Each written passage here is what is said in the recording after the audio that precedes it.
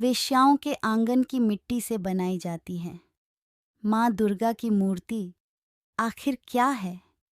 इसके पीछे की वजह। उत्तर भारत और उत्तर पूर्व से लेकर देश भर में नवरात्रि का पावन त्योहार धूमधाम से मनाया जाता है।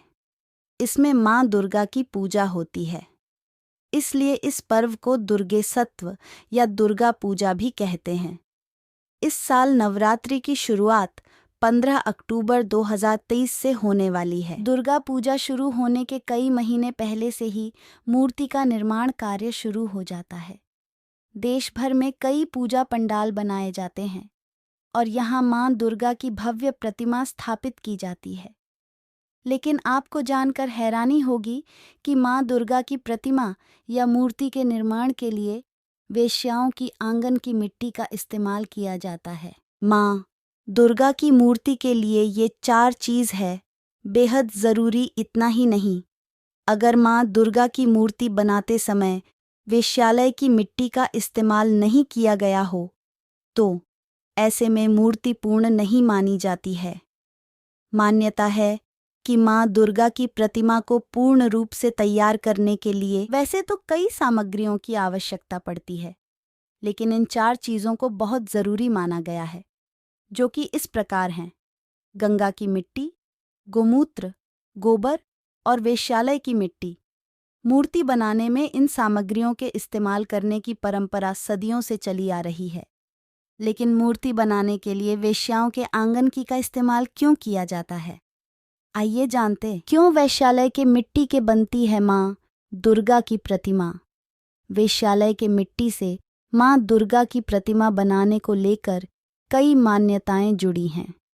एक पौराणिक कथा के अनुसार एक बार कुछ वेश्याएं गंगा स्नान के लिए जा रही थीं।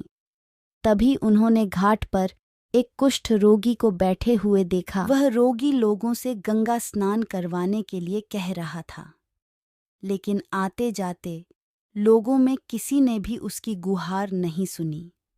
इसके बाद वेश्याओं ने उस रोगी को गंगा स्नान करवाया।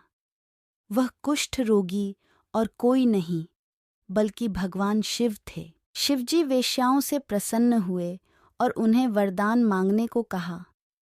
तब वेश्याओं ने कहा कि हमारे आंगन की मिट्टी के बिना दुर्गा प्रतिमा न पाए।